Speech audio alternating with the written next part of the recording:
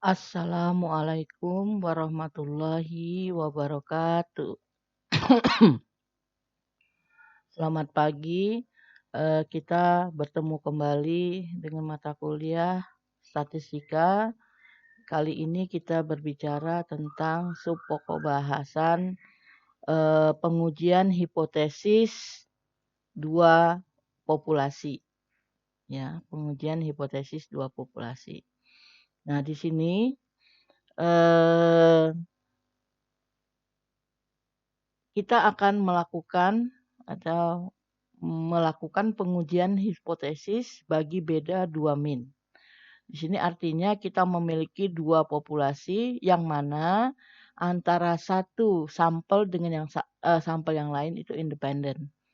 Jadi di sini uji hipotesis bagi beda dua min untuk dua sampel independen. Di mana pengujian hipotesis itu tentang mu1 dikurang mu2. Nah, untuk melakukan pengujian hipotesis ini, kita gunakan situasi yang serupa dengan selang kepercayaan yang sudah kita bahas pada bab sebelumnya. Di sini, di dalam pengujian hipotesis untuk beda dua nilai tengah atau beda dua min ini, ada dua kasus. Yang pertama itu simpangan baku diketahui, yang kedua itu simpangan baku tidak diketahui. Atau biasanya simpangan baku yang diketahui ini memiliki ukuran sampel N lebih besar sama dengan 30.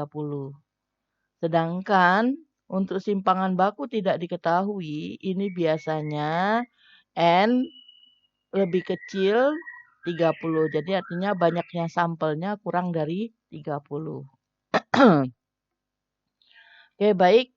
Kita langsung saja masuk kepada uji hipotesis bagi mu1 dikurang mu2. Kenapa? Karena dasarnya adalah dari selang kepercayaan. Oke, min populasi untuk sampel bebas atau sampel independen. Yang pertama itu adalah sigma 1 dan sigma 2 diketahui. Maka statistik uji yang kita gunakan adalah Z. Di mana Z sudah kita pahami kemarin, Z itu adalah ya X bar min mu dibagi sigma per akar N. Jadi kalau dia sigma 1, sigma 2 diketahui, maka kita gunakan statistik uji Z. Sedangkan untuk sigma 1 dan sigma 2 tidak diketahui, tetapi N1 dan N2-nya lebih besar sama dengan 30, maka kita gunakan juga tetap statistik ujinya Z. Ya, statistik ujinya Z. Berarti kita menggunakan tabel normal ini nanti, kurva normal. Jadi tetap Z dengan nilai sigmanya kita duga dengan S. Ya, jadi S dibagi akar N. S di sini adalah standar deviasi atau disebut dengan simpangan baku. Oke, baik. Yang ketiga, sigma 1 dan sigma 2 tidak diketahui, tetapi N1 dan N2-nya kurang dari 30. Jadi sampel yang berada pada sampel pertama dan pada sampel kedua itu kurang dari 30. Maka di sini kita menggunakan statistik ujinya adalah statistik uji T. Ya, jadi ini nanti berangkat dari distribusi student T. Nah, jadi T di sini sama dengan X bar min mu dibagi S per akar N. Nah, ini untuk pembandingnya untuk menentukan kritisnya nanti kita menggunakan tabel T, di mana tabel T nanti menggunakan derajat bebas N-1 dengan berapa besar tingkat signifikansinya. Ya, tingkat signifikansinya dan bergantung dengan uji hipotesis yang kita miliki. Itu satu arah atau dua arah. Kalau dua arah, di sini alfanya per 2. Kalau satu arah, di sini cukup alfa saja. Oke, baik. Selanjutnya,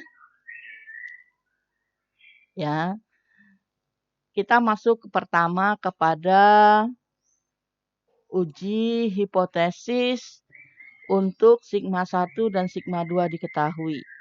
Nah, karena dia ada 2 sampel, maka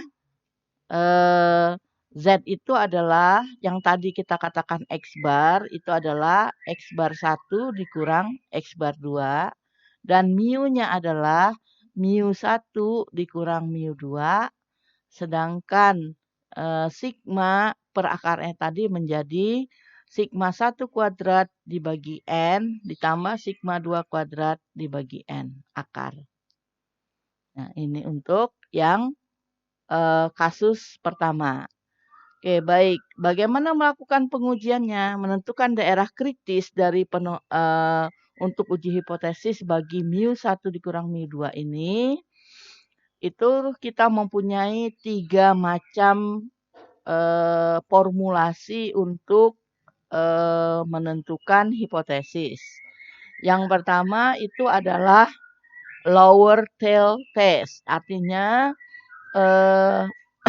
uji hipotesisnya adalah H0 mu 1 dikurang mu 2 sama dengan 0. Sedangkan hipotesis alternatifnya itu adalah mu 1 dikurang mu 2 kurang dari 0. Ya. Nah, nanti di sini bergantung pada kasus kita. Ada yang nilainya ini 0 dan juga ada satu nilai tertentu. Nanti bergantung pada kasus. Nah, apabila kita memiliki uji hipotesis yang seperti ini, maka daerah kritisnya adalah tolak H0 jika Z hitung lebih kecil dari minus Z alfa. Jadi seperti ini. Jadi daerah penolakannya ada di sebelah kiri. Nah, apabila kita memiliki hipotesis upper tail test, jadi di atas, artinya sebelah kanan, maka hipotesisnya adalah mu 1 dikurang mu 2 sama dengan 0. H1 atau HA itu adalah mu 1 dikurang mu 2 lebih besar dari 0. Sehingga apabila memiliki formula hipotesis seperti ini, maka daerah kritisnya adalah tolak H0 jika Z lebih besar dari Z alfa. Sehingga daerah penolakannya berada di sebelah kanan. Nah, apabila kita memiliki uji hipotesis dua arah, yaitu H0 mu 1 dikurang mu 2 sama dengan 0 dan HA-nya atau hipotesis alternatif atau kita kenal juga H1 ini adalah mu 1 dikurang mu 2 tidak sama dengan 0. Sehingga kalau bentuknya hipotesisnya seperti ini maka daerah kritisnya adalah tolak H0 jika Z lebih kecil dari minus Z alfa per 2 atau Z lebih besar dari Z alfa per 2. Sehingga daerah penolaknya ada di sisi kanan atau ada di sisi kiri. Jadi nanti Z hitung kita itu masuknya kemana?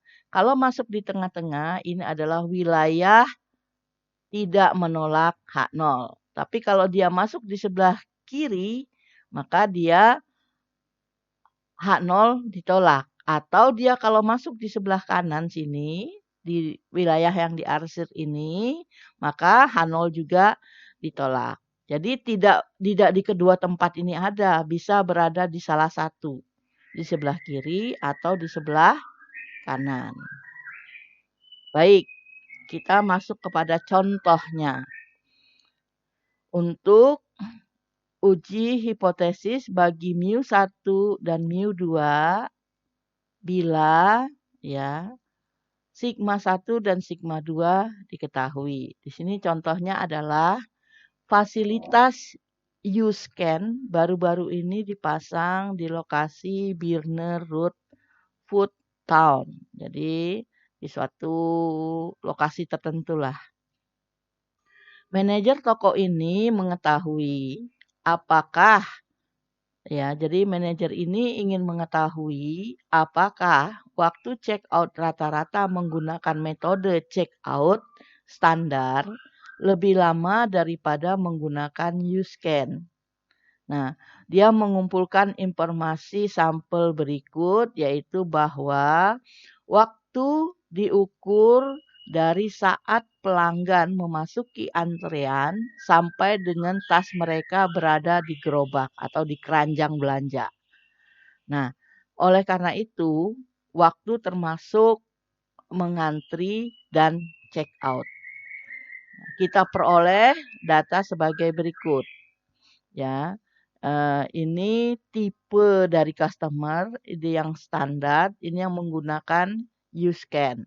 Kemudian rata-rata waktu antrinya adalah 5,50 menit untuk standar dan untuk U-Scan 5,30 menit.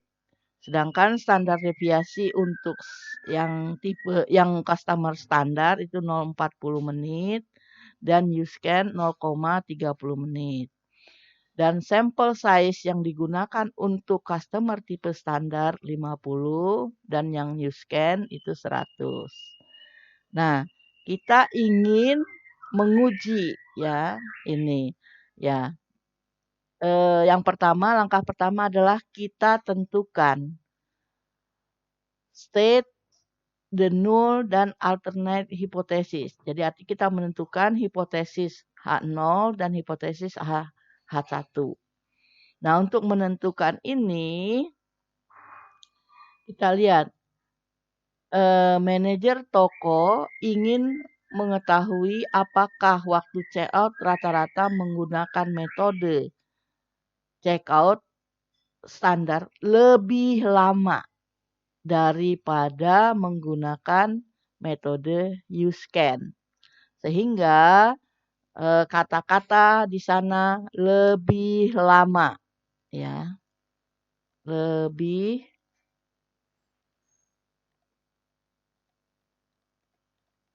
lama. Artinya berarti hipotesisnya adalah H0-nya mu customer dengan tipe standar sama dengan rata-rata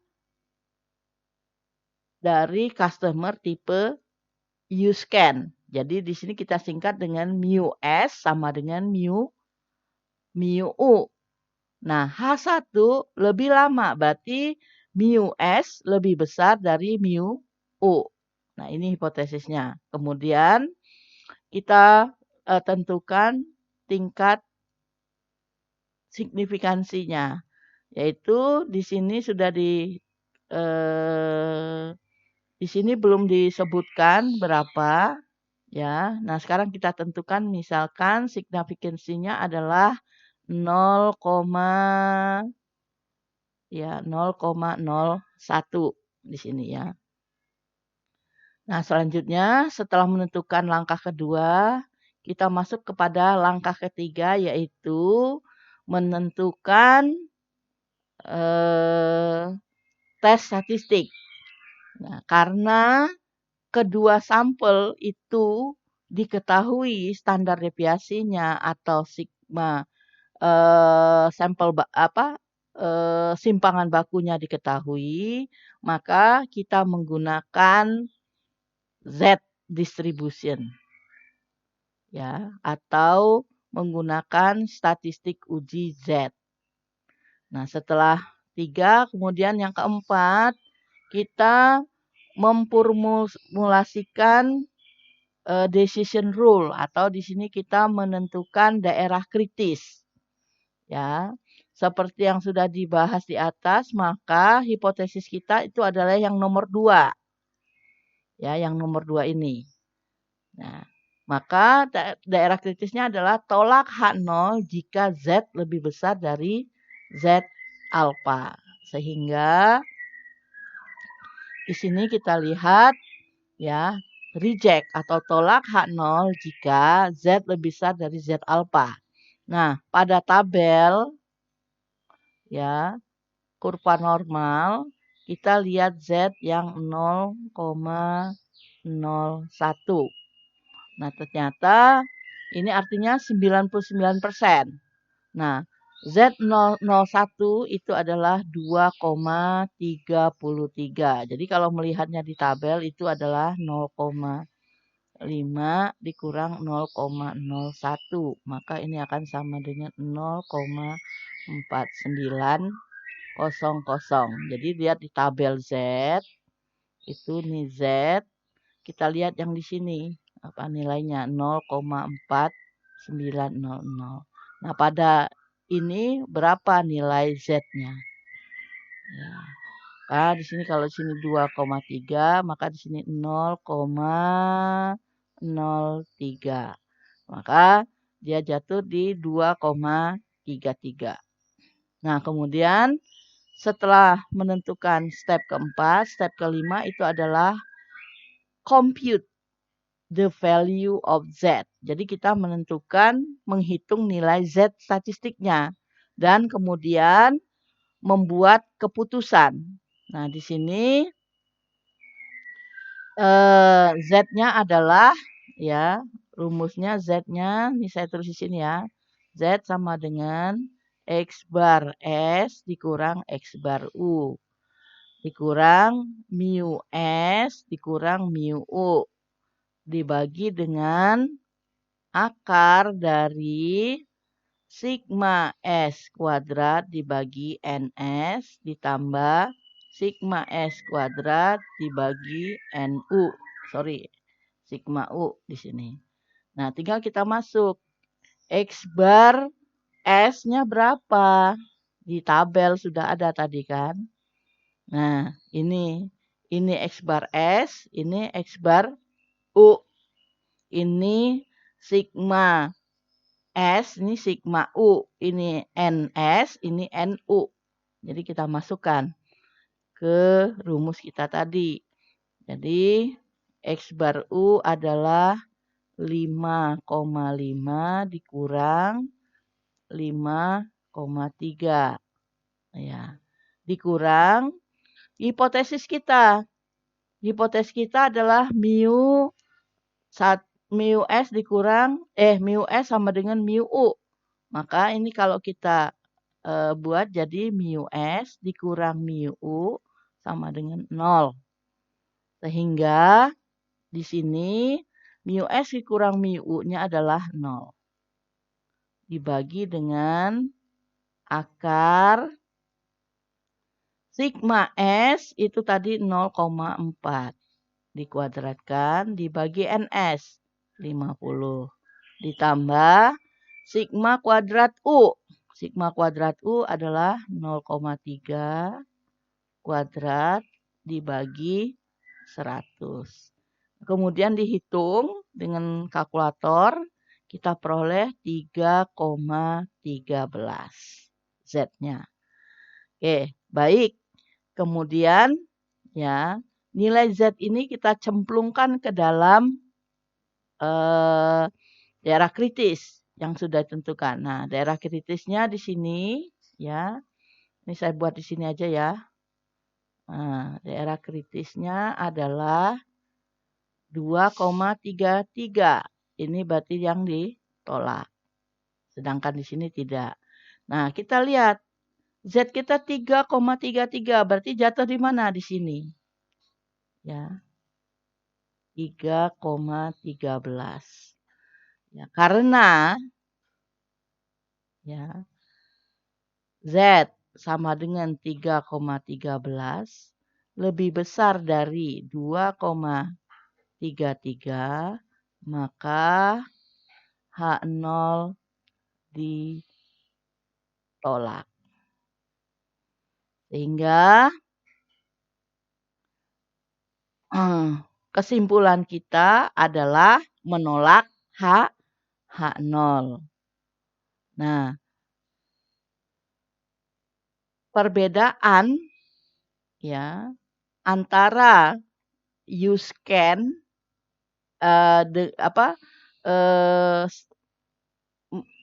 metode standar dengan metode U-scan ya itu memiliki perbedaan di mana ya rata-rata metode standar lebih lama dibandingkan dengan metode U-scan. Itu kesimpulan yang bisa kita buat. Oke, baik. Kita lanjut ke materi yang berikutnya, yaitu untuk uji hipotesis sigma 1, sigma 2 tidak diketahui, tetapi ukuran sampelnya besar.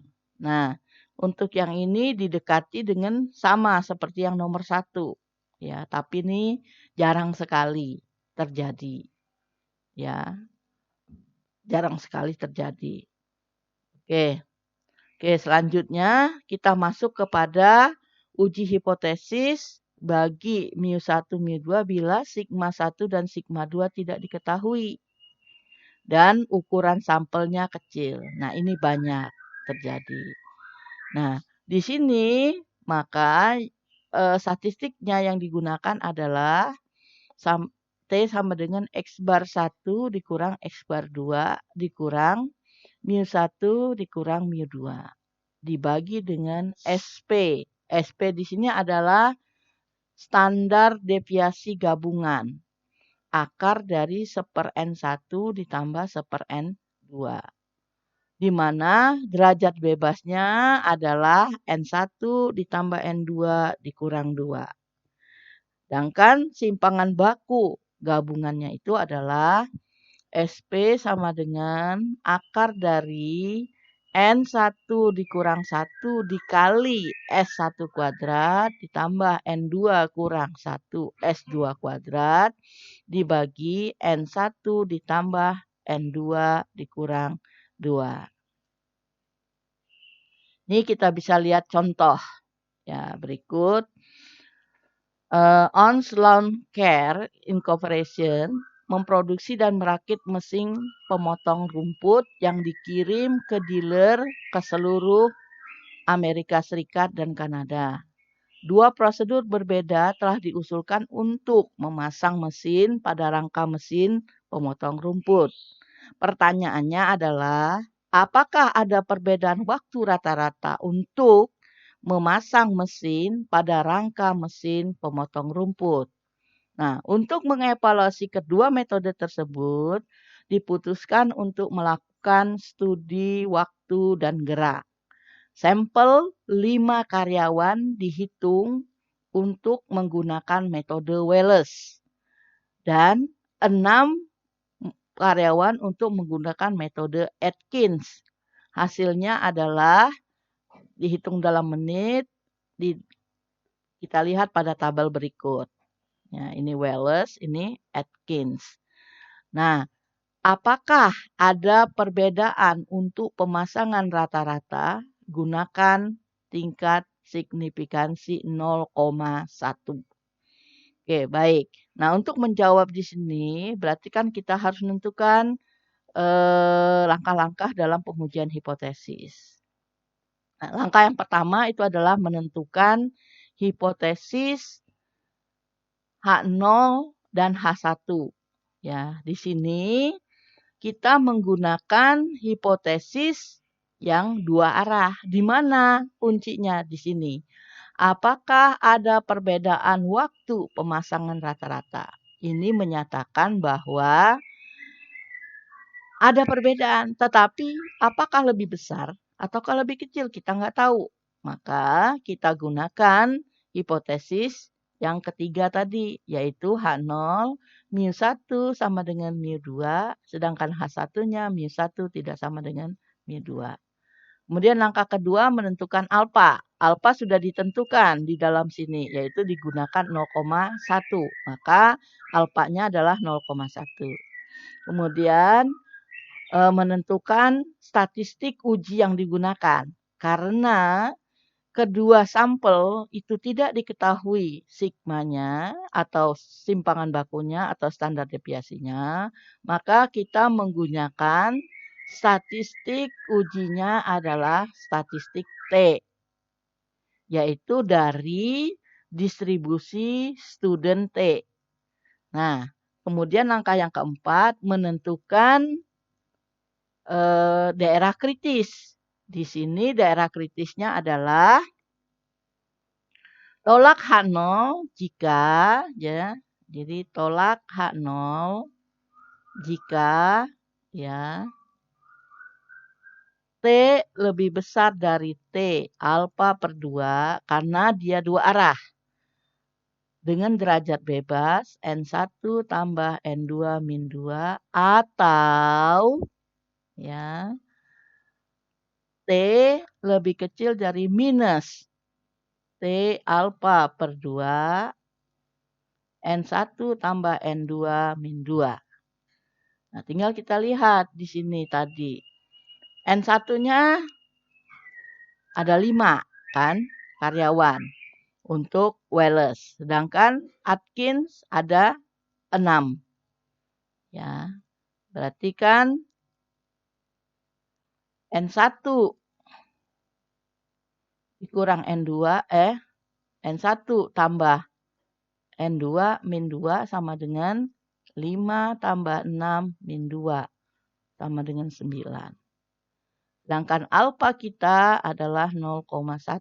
Berarti alfa per 2 0,05. Sehingga T alfa per 2 N1 tambah N2 min 2 ini sama dengan T 0,05,9. Nah, ini kita lihat tabel T. Ternyata di tabel T ini sama dengan 1,833. Sehingga ini daerah kritisnya adalah tolak H0 jika Z lebih besar dari 1,833 atau Z lebih kecil minus 1,833. Nah, setelah itu baru kita menentukan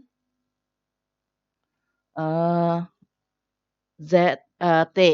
Ya, jadi T-nya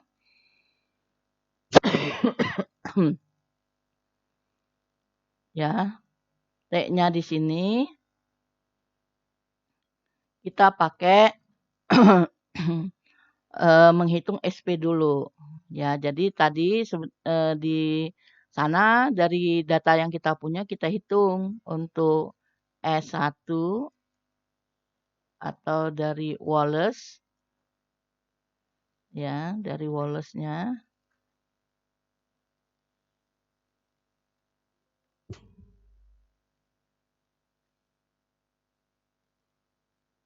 Ya. S1-nya kita hitung dari Wallace. Di sini berapa dapatnya. Nah, setelah dihitung, ya, ini didapat SP. Ya, ini dapat nilainya dimasukkan. Ini adalah 2,915. Ini 2,09. Ini bisa dihitung dengan kalkulator. Ya, atau kita menggunakan rumus S sama dengan akar dari X, I,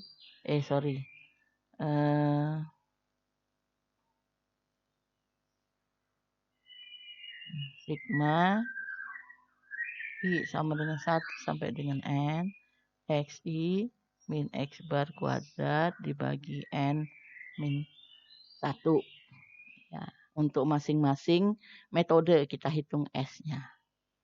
Nah, setelah dihitung ternyata untuk yang pertama SI itu adalah S1 2,9155 dan yang S2-nya adalah 2,0976.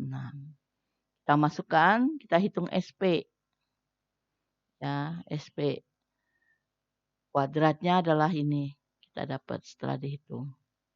Nah, kemudian kita hitung T. Sama seperti tadi, X bar dikurang nih. Nah, kita hitung X bar untuk masing-masing ini. Ya, masing-masing nih. Jadi X bar rumusnya sigma XI dibagi N.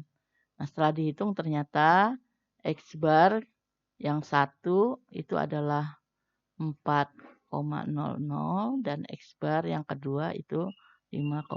Nah, kita masukkan nih X bar 1 kurang X bar 2.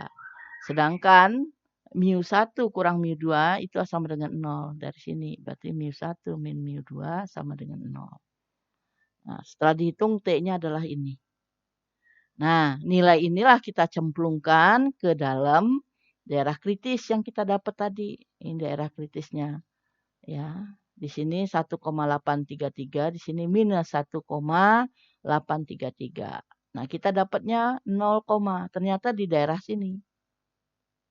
Min 0,662. Karena dia masuk di daerah bukan penolakan, maka kita katakan bahwa hipotesis H0 tidak ditolak. Karena nilai T itu berada di antara daerah penolakan yaitu min 1,833 dan 1,833. Sehingga kita dapat simpulkan bahwa antara metode Wallace dan metode Aitken itu tidak berbeda.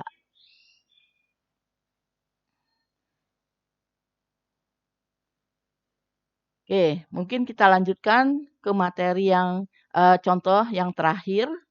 Yaitu di sini uji hipotesis untuk mu1 dikurang mu2 bila sigma 1 dan sigma 2 tidak diketahui dengan ukuran sampel kecil. Di sini misalkan Anda seorang analis keuangan untuk perusahaan pialang. Apakah ada perbedaan hasil dividen antara saham yang terdaftar di NYSE dan NASDAQ? Nah, kemudian dikumpulkan data sebagai berikut. Untuk INS banyaknya sampel ada 21, untuk Nasdaq 25, rata-ratanya 3,27, di sini 2,53. Sedangkan standar deviasinya untuk NYS itu 1,3, untuk Nasdaq 1,16. Nah, di sini kita ketahui bahwa simpangan baku yang di sini bukan simpangan baku untuk populasi, tetapi dia dari sampel yang diambil, sampel 1 dan sampel 2. Nah, di sini kita nyatakan dia kasus ketiga, yaitu sigma 1 dan sigma 2 tidak diketahui untuk sampel kecil. Nah, di sini diasumsikan bahwa variansinya sama, di mana tingkat kepercayaan yang kita gunakan alfanya 0,05. Oke, baik. Selanjutnya, kita tentukan hipotesis H0-nya. Ya, hipotesis H0. Ya, di situ dikatakan bahwa di sini untuk menentukan hipotesis apakah ada tanda-tanda kurang atau lebih besar atau kecil, lebih kecil, tidak ada. Karena tidak ada maka kita menggunakan hipotesis dua arah. Yaitu H0 mu1 dikurang mu2 sama dengan 0 atau mu1 sama dengan mu2.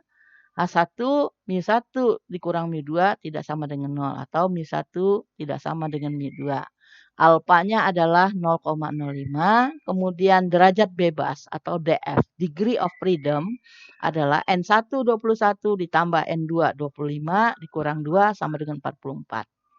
Sehingga ya, karena dua arah maka alfanya itu alfa per 2. Jadi alfa per 2 itu 0,025.